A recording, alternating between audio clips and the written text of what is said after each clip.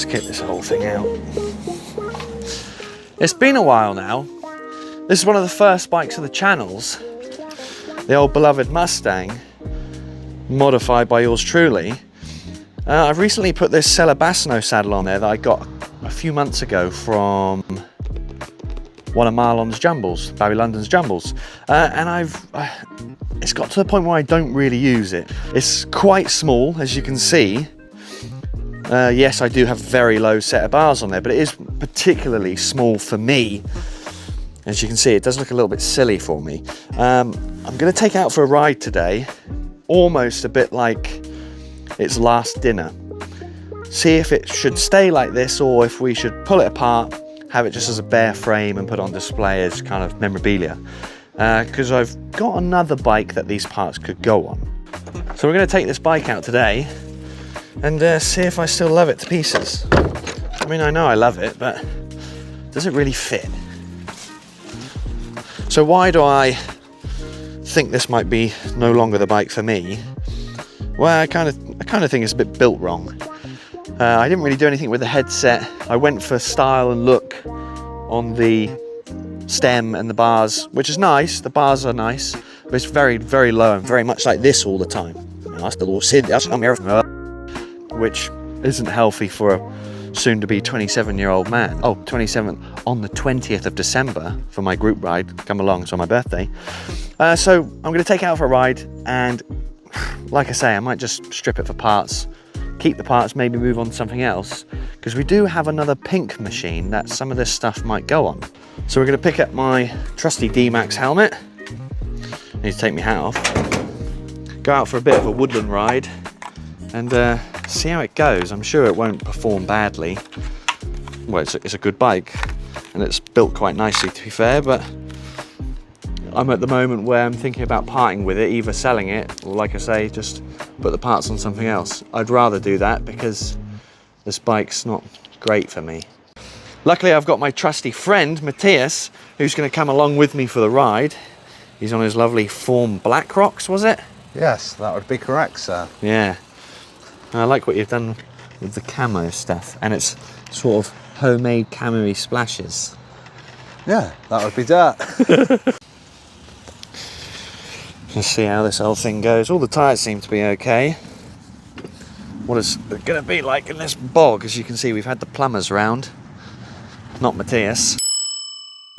And for some reason they decided to park there on the grass, so I've told the landlord so I don't get in trouble with messing the grass up.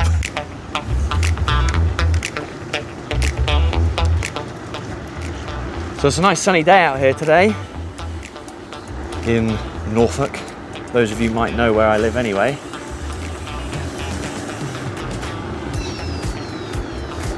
Not going too bad so far. You can see my angle. I'm a bit cooped down. That's one of the reasons why I can't be bothered to change the stem and everything like that. The bike in general is too small for me, really. But today will tell. But yeah, the saddle's quite a comfy saddle for a Celebasino. And the HS33 Maguras are quite on point, to be fair. But as you can see, I'm very much like this. I remember it hurt my wrists quite a lot when I used to ride it often. Yes, I could change the bars because once I kind of sit up like this, it's not too bad, but can you see how small this bike is on me? So the geometry's all kind of wrong. What I'm basically getting at is I have another bike and I like some of these parts that could possibly go onto that bike, or just keeping these parts. I don't really want to sell it as it is. I'll probably just keep the frame anyway. But it's kind of one last hurrah of the old Raleigh Mustang. I do have a 3-speed on the front of this because I used to use it for commuting quite a bit. And it's quite flat around here, as you can see. But there are a couple of hills. I think this has got a 7 or 8 speed on it, which is nothing for you lot down in London, but over here in Norwich or Norfolk, it's pretty much fine. I mean, there's nothing wrong with the bike really. It all works. It's, well, to be fair, it's quite heavy. Well, it is steel. It doesn't like to bounce, which is a good thing, but it would be nice to replace it with something that has a little bit of titanium in it. So quickly I'm coming to my senses. Steel or titanium. They work well together and it's a lot more affordable, but it's also something I already have. If you saw my reel on Instagram, you saw I shoe a couple of parts and bike frames I have in my house. Yes, in my house. Marlon from Babby London did a post not too long ago of like seven bike frames in a living room, just his front room of his house.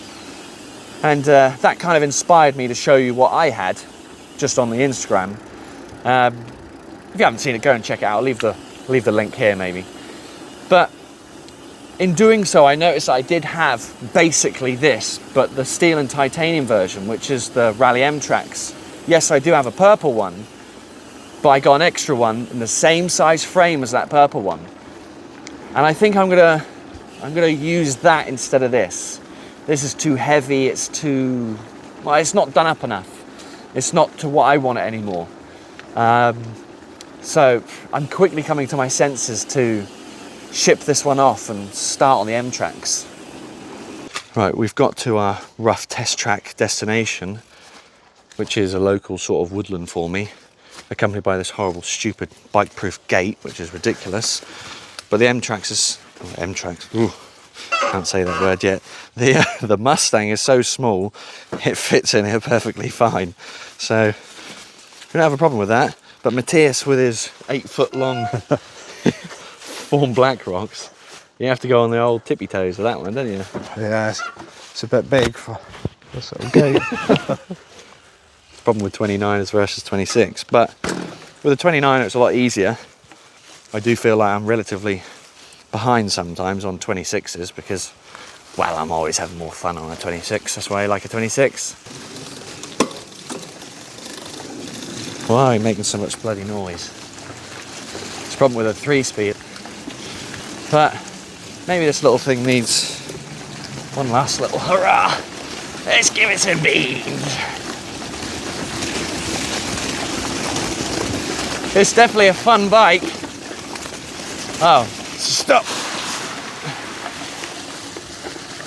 Oh. I've created a landmark, also known as a speed bump, also known as a gravel bike.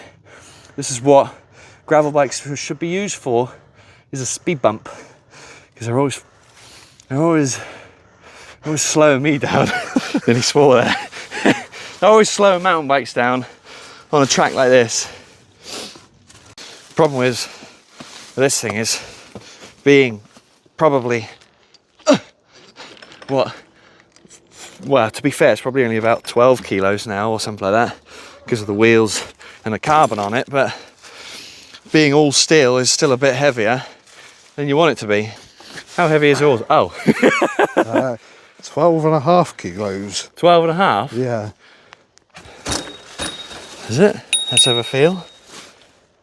Oh yeah, this is definitely more than 12.5 kg then. That's probably more like 14, I'd say. Don't you think? Give that a lift. I'll use my strong hand. Use your strong hand. Yeah, your bike's heavier. Yeah, I can tell that. How much heavier is it? It's probably a kilo heavier. 1 kilo? I thought it was way heavier than that.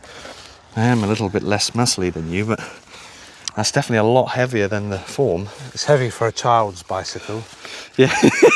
Yeah, it's small. I get it. Yeah, that's why we're here. But at least I can have a little bit of fun on it. Oh yeah, dropper post would be nice, but this is 25.4, which is far too small for any sort of dropper post.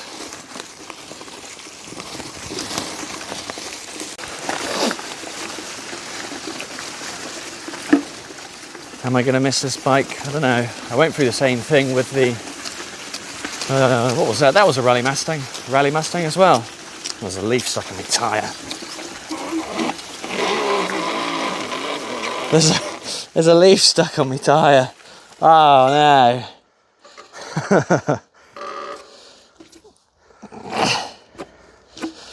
Cretin. I've ran over a gravel bike, a Trek gravel bike.